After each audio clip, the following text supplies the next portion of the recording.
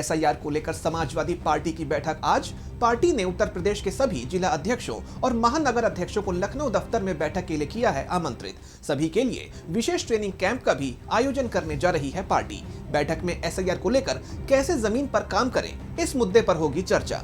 किसी का नाम वोटर लिस्ट से न कटे, इस बात पर भी दिया जाएगा विशेष जोर। साइबर धोखाधड़ी और डिजिटल अरेस्ट के मामले में सुप्रीम कोर्ट में आज होगी सुनवाई। हाल ही में सुप्रीम कोर्ट ने डिजिटल अरेस्ट के जरिए देश के लोगों से लगभग 3000 करोड़ रुपए वसूले जाने पर जताई थी हैरानी। कोर्ट ने इससे निपटने के लिए कड़े आदेश देने की जरूरत बताते हुए कहा था कि अगर अभी इसे नजरअंदाज करते हैं तो भविष्य में बढ़ सकती है समस्याएं। जस्टिस सूर्यकांत, जस्टिस उज्जवल भुइयां और जस्टिस जॉय मौल्या बागची की पीठ ने साइबर धोखाधड़ी के अपराधियों से सख्ती से निपटने की कही थी बात। पिछले लंबे समय से बढ़ते जा रहे हैं साइबर धोखाधड़ी और डिजिटल अरेस्ट के आंकड़े।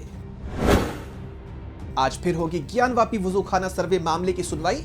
सुप्रीम कोर्ट ने 12 दिसंबर 2024 तक किसी भी अदालत को सर्वे से जुड़ा कोई भी आदेश देने से लगाई थी रोक, जिसके बाद इलाहाबाद हाई कोर्ट ने सुनवाई के लिए 10 नवंबर की दी थी तारीख। कोर्ट में दोनों पक्षों की तरफ से पेश की जाएंगी दलीलें। याचिका में वाराणसी के ज्ञानवापी स्थित वजूखाना के वैज्ञानिक सर्वेक्षण की गई है मांग।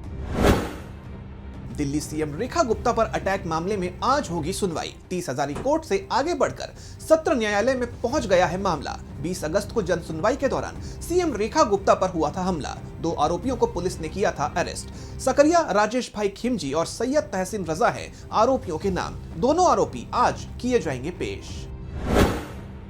नई दिल्ली में सार्वजनिक क्षेत्र के 16 रक्षा उपक्रमों के वार्षिक प्रदर्शन की समीक्षा करेंगे रक्षा मंत्री राजनाथ सिंह। इस दौरान पिछले 10 वर्षों में किए गए अनुसंधान और विकास परियोजनाओं का संकलन और अगले 5 सालों की योजना की जाएगी जारी। हिंदुस्तान एरोनॉटिक्स लिमिटेड की एक नई अनुसंधान और विकास नियमावली का भी किया जाएगा अनावरण।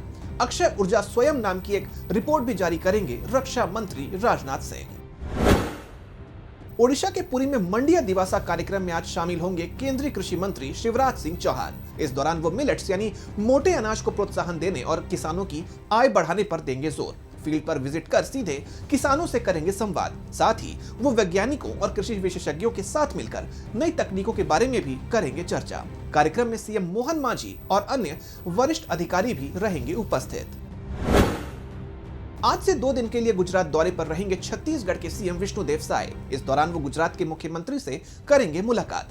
गुजरात सरकार की योजनाओं का करेंगे अवलोकन। डैशबोर्ड, जन शिकायत सिस्टम और गुजरात इन्वेस्टमेंट पॉलिसी के बारे में लेंगे जानकारी। नैमटेक ग्लोबल स्किल कॉलेज का भी करेंगे दौरा। साबरमती रिवर फ्रंट और केवड़िया में स्टैच्यू ऑफ यूनिटी भी जाएंगे साय। भारत पर्व कार्यक्रम में होंगे शामिल। आज दिल्ली में अंतर्राष्ट्रीय सम्मेलन सहकारी कुंभ 2025 का उद्घाटन करेंगे केंद्रीय गृह मंत्री Amit Shah. Digitalising dreams empowering communities विषय पर आयोजित किया जा रहा है ये 2 दिवसीय सम्मेलन। सहकारिता मंत्रालय के साथ संयुक्त रूप से होगा आयोजन। संवाद, नवाचार और साझा दृष्टिकोण के माध्यम से समुदायों को सशक्त बनाना और देश में वित्तीय समावेशन की सहकारी नींव को मजबूत करना है इस सम्मेलन का मकसद। अंगोला और बोत्सवाना के दौरे पर राष्ट्रपति द्रौपदी मुर्मू अंगोला के स्वतंत्रता दिवस समारोह में होंगी शामिल।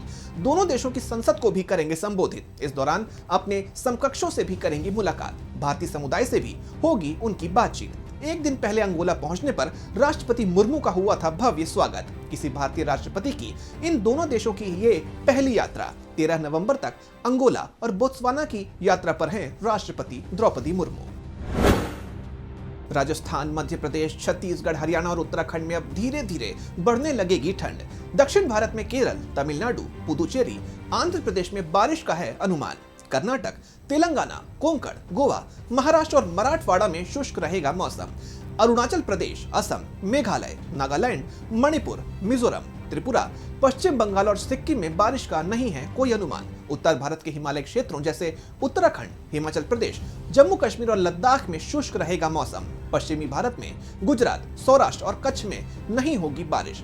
दिल्ली एनसीआर, पंजाब, हरियाणा, चंडीगढ़, उत्तर प्रदेश और मध्य प्रदेश जैसे राज्यों में भी अब तापमान में आने लगेगी गिरावट। रात को अब महसूस होने लगेगी हल्की ठंड।